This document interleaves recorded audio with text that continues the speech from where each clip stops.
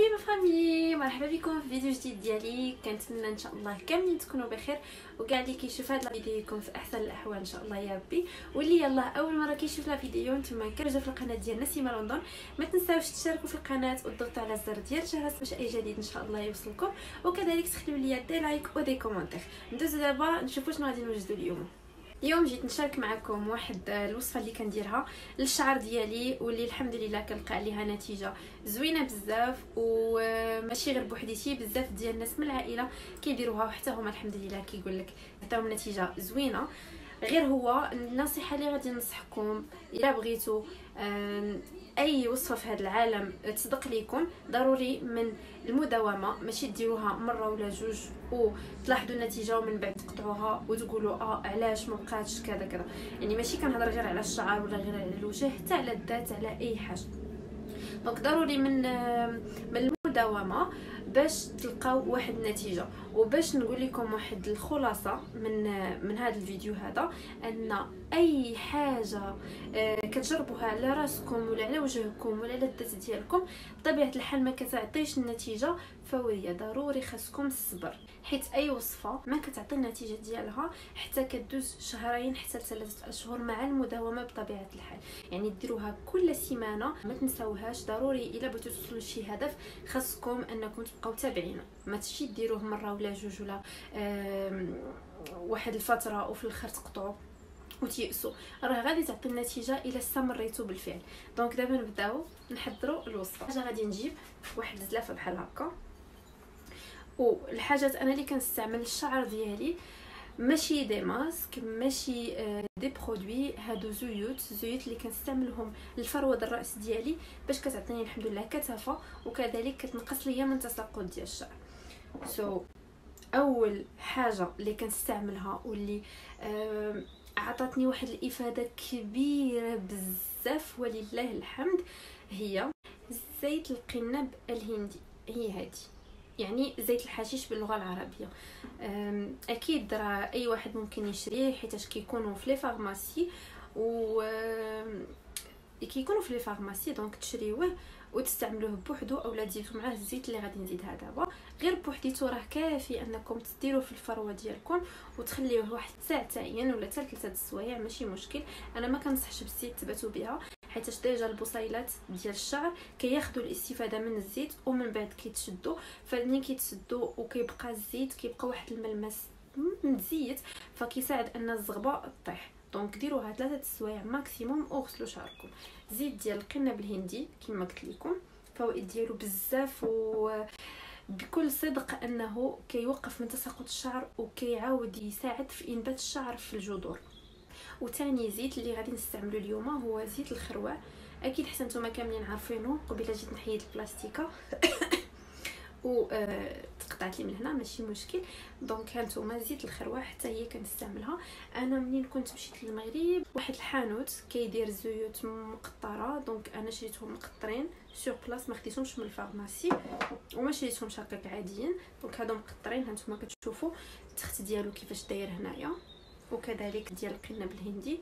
شوفوا التخت ضروري كتكون هكا خضره بزاف، ما كتكونش خاتره بحال هكا يعني بيضه. خاصكم ضروري تاكدوا بانها اصليه. صافي كنجيب واحد الزلافه كما قلت لكم.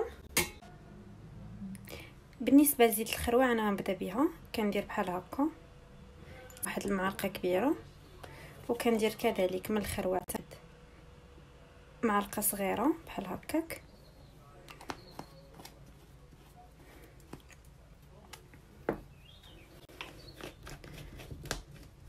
وغنزيد شويه ديال الزيت البلديه. غادي نخلط هاد المكونات هادو مزيان باش يدخلوا مع بعضياتهم. واخا كتشوفوا الكميه قليله ماشي كثيره بزاف، ولكن انا هادو غادي نديرهم غير على الجذور ماشي على الاطراف ديال الشعر. الاطراف ديال الشعر غندير لهم حاجه اخرى. دابا انا هاد الوصفه غير لانبات الشعر وباش التساقط ديال الشعر ما يبقاش. اول حاجه دابا غادي نبداو نطبقوا هاد الزيوت اللي خلطت هنايا في الجذور ديال الشعر. نبداو على بركه الله. المهم كنبداو كنفرقوا بحال هكا وكنحطوا على الجذور، كنكملوا مع الفرقه حتى اللور. وكنبقاو غاديين وكنفرقوا.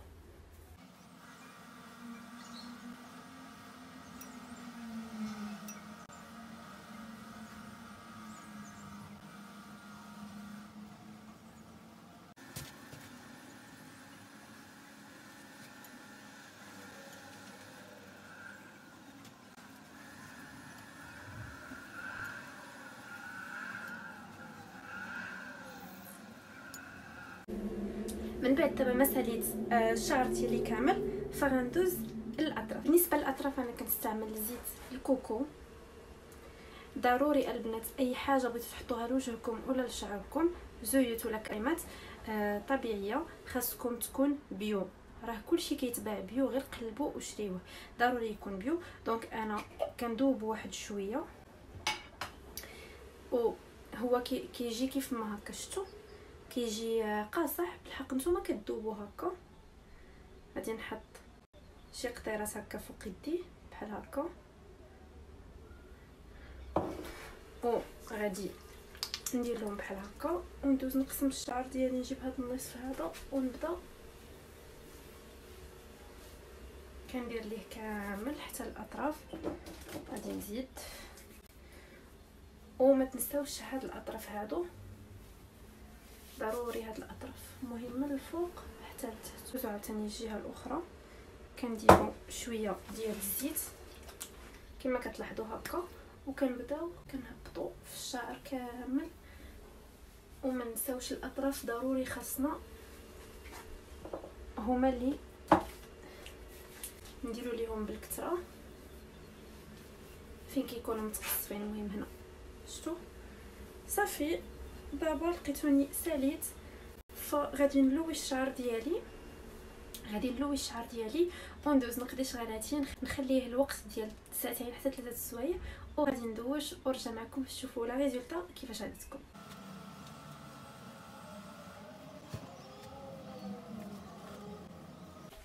البنات انا يلاه دابا غسلت شعري، يلاه ساليت لا دوش، وراه بدا شي شويه كينشف. غادي نخليه ينشف مزيان، وديك الساعه غادي نوريه لكم باش تشوفوا ملي كينشف كيفاش كتكون فيه واحد لا بريونس وكيفاش كيولي.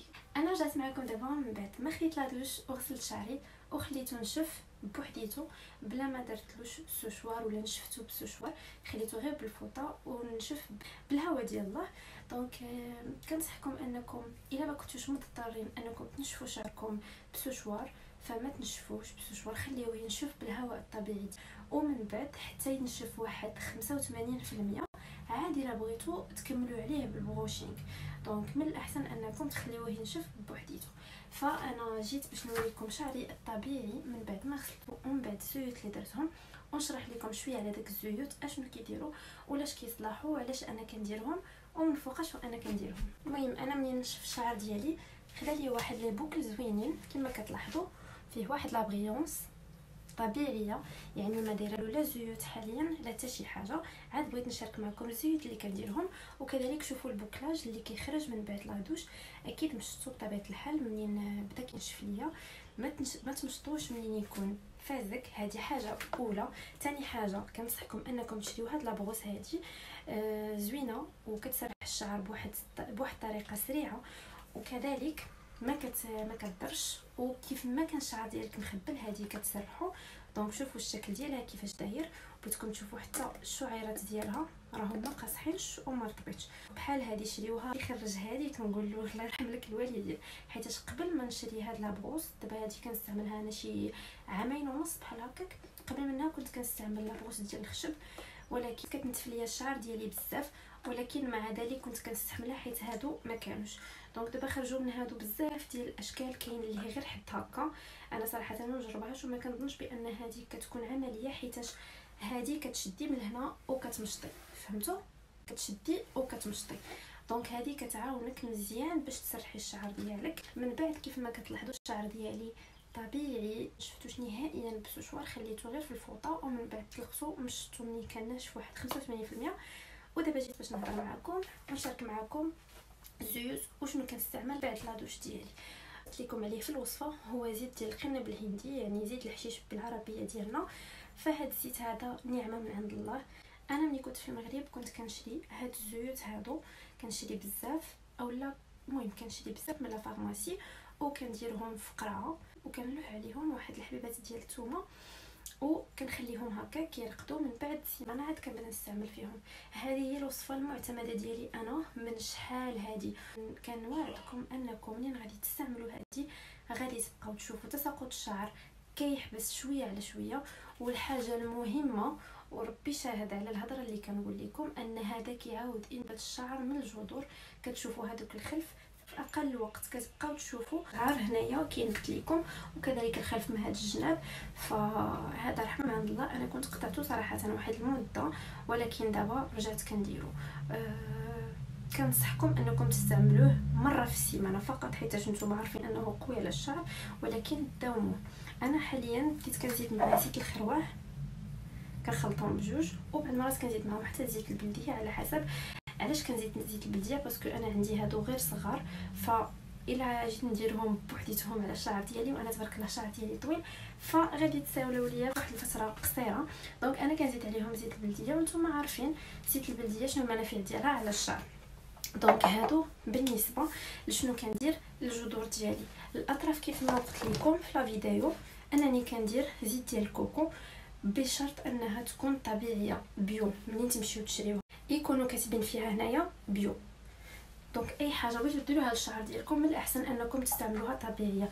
زيت ديال الكوكو كما كتلاحظوا كتكون اكيد فيها الريحه. ما عرفتش انا كاين اللي كيقول لك زيت الكوكو الاصليه ما كتكونش فيها الريحه جو سي با علاش. انا صراحه ما عمري جربت شي زيت الكوكو من غير هذه اللي كتكون فيها الريحه. قبل كنت كناخذ واحد القرعه كتباع في اوريفلام راها يعني ما كاينش اللي ما عارفهاش ولكن كانت صعيبه كيفاش كندير باش نهبطها. دونك خاصكم تسخنوها في باماغي عاد باش تسهل عليكم انها تهبط. ولكن دابا حاليا كنستعمل هذه وكتستعملي منها واحد الكميه بسيطه دونك كدوز لكم بزاف ديال الوقت. بالنسبه لهادو هما الاشياء اللي كندير للشعر ديالي باش كنحافظ عليه. ندوزو دابا للشامبوان اللي كنستعمل الشعر ديالي. دونك الشامبوان اللي كنستعمل انا هو هذا ديال بيوتين اند كولاجين. هذا راه معروف كيصلح للناس اللي دايرين لا كيراتين. المهم انا نقرب لكم باش تشوفوه. غير هو باش نقول لكم انا صراحه ديالي في هذا الشامبوان واخا كنت باغا ندير فيديو اخر باش نهضر لكم على بزاف ديال لي برودوي عندي شنو الاراء ديالي فيهم. دونك هذا ما عجبنيش باسكو اولا ثقيل. شفتو انا هذا شريت جوج وهذا الثالث و لا ديميلور ديالو باقي فيه النص. دونك هذا ثقيل ثقيل ثقيل بزاف وملي كيقرب يتسالى فما كيبقاش يهبط. واخا كيبقى لك هنايا الثلث ديالو ولا ربع ما كيبقاش يهبط بزاف وكذلك ثقيل. ثاني حاجه اللي فيه هو انه كينشف الزغبه بزاف. دونك انا ما عرفتش نورمالمون هاد النوع ديال لو شامبو خاصو ما يكونش كينشف الشعر ولكن كينشف ليا شعري لواحد الدرجه. دونك انا كندير لا ديميلور باش كيرجع ليا الحيويه للشعر ديالي. كنقلب على شي شامبو اللي مزيان بالحق لحد الان مازال ما لقيتش. منين نلقى شي شامبو زوين غادي نشاركو معكم. لذلك جيت نهضر لكم على واحد البرودوي اللي هو زوين بزاف واحد الكونديشنر ديال الشعر اللي بغات الريحه ديال الشعر ديالها تكون كتحمق. الملمس ديالو زوين كيخلي الشعر طب. الا بغيتي الريحه ديال شعرك انا كنهضر على الريحه تكون توب توب توب هو هذا ديال بونتين. راه موجود في المغرب وانا ديجا ملي كنت في المغرب وانا كنستعملو. الريحه ديالو يا سلام. الريحه ديالو يا سلام وكتخلي الشعر يعني ما نقولكش كتمشي غدا ولا كتبقى حتى كديري لا دوش. دونك هذا راه واحد الكونديشنر اللي هو زوين بزاف فكنصحكم انكم تستعملوه. باش هاد لا فيديو ما يجيش طويل فانا ما غاديش نستعمل معكم لي برودوي اللي كنديرهم افون لو بروشينغ. غادي نستعمل معكم غير الحاجات اللي كنستعملهم ابري لا دوش للشعر ديالي. دونك الزيت اللي كنستعمل هي هذه زيت ديال اويل ارغان او ارغان اويل. المهم هي هذه كتجي على هذا الشكل هذا صراحه زوينه وحتى هي فيها ريحه بزاف مجهده. فيها واحد الريحه نوتر يعني شان كي غندير نوصف لكم. المهم الريحه ديالها توب زوينه بزاف. هي كتجي على شكل زيت ثقيله ماشي زيت خفيفه. كنستعملها انا للشعر ديالي ابخي لا دوش، كتخلي لي واحد الملمس زوين وكذلك كتخلي فيه ريحه زوينه. غادي نشارك معكم كذلك واحد لو سيروم جبته معايا من المغرب، هذا كاين في المغرب ما كاينش هنايا، حتى هو زوين بزاف. هذا هو السيروم ديال لالويفيرا، صراحه زوين بزاف. خديته المهم اللي ساكنين في مكناس، خديته من المارشي ديال الهديم عند واحد السيد كيبيع داكشي ديال الزيوت والعطريه. دونك هذا راه زوين. الا لاحظتوا هنا لاحظوا راه بقى لي غير داك شويه اللي الفوق كيبان لكم. دونك فيه ريحه ديالو خفيفه ماشي مجهده بزاف ولكن زوين. بنات انا عاده ما كنخليش الشعر ديالي بوكلي، ضروري كنخليه ينشف كيف ما قلت لكم بوحدو، ومن بعد كنمشطو وكنشفو ضروري بشويه ديال السشوار باش كيهبط ليا، حيت انا ما عزيزش عليه يكون شعر بوكلي بزاف. دونك دابا تعلمت انني نخليه هكا على طبيعته باش نوريه لكم. هادو هما لي برودوي اللي كانوا عندي، فغادي نعاود ندير لكم فيديو اخر على شنو لي برودوي اللي كنستعمل قبل البروشينغ، وشنو النوع ديال المشطه اللي كنستعمل في السشوار، وشنو الطريقه باش كنصاوب شعري باش كندير سشوار لشعري. دونك كلشي غادي نشاركو معكم ان شاء الله في فيديو جديد. وكذلك غادي نشارك معكم لي ماسك اللي كندير للشعر ديالي، باسكو ماشي غير زويت بوحديتهم، كندير دي ماسك اوسي لان هما تو سكي ناتور، وممكن انكم تلقاو عندكم المكونات في الدار ديالكم. هنا غنكون ساليت معكم لا فيديو ديال اليوم، كنتمنى ان شاء الله يكون عجبكم وتكونوا استمتعتوا معايا، ونكون نصحتكم شويه وفدتكم باللي برودوي اللي انا عندي. فمن الاحسن انكم تداوموا زيت الحشيش اللي عندها الفراغات في الشعر واللي بغات ينبت ليها الشعر من جديد تستعمل زيت الحشيش، راه الطوب. واخا ما ديروش مع زيت الخروع، جوست زيت ديال الحشيش وثومه، وتبقاو تشقوا بها الشعر ديالكم مره في السيمانه. سيتو غير توما ما تخليوهاش بزاف، ماكسيموم خليها 2 ولا 3 ماكسيموم، يعني ممكن ديروا غير ساعه واحده صافي راه كتكون كافيه. غادي نقول لكم ان شاء الله نتلاقاو في فيديو جديد عما قريب. ما تنساوش تجربوا الوصفه، وكذلك تخليوا لي دي لايك ودي كومونتير بالاراء ديالكم، واللي استعملت شي زيت من هاد الزيوت ولا كتستعمل شي برودوي من هاد لي برودوي اللي عندي انا وعجبوها، فما كاين باس انها تكتب لي الاراء ديالها في لا كومونتير. وكذلك اللي باقي ما اشتركش في القناه سيروا اشتركوا في القناه وضغطوا على الزر ديال الجرس باش اي جديد ان شاء الله توصلكم. وكذلك ما تنساوش تشتركوا في الانستغرام ديالي اللي السميه ديالو نسيمه لندن، غادي نخلي لكم التصويره ديالو هنايا، واللينك ديال الصفحه ديالي غادي نخليها في الخانه ديال الوصف. غادي نقول لكم مع السلامه الى فيديو مقبل ان شاء الله. خليت لكم راحه.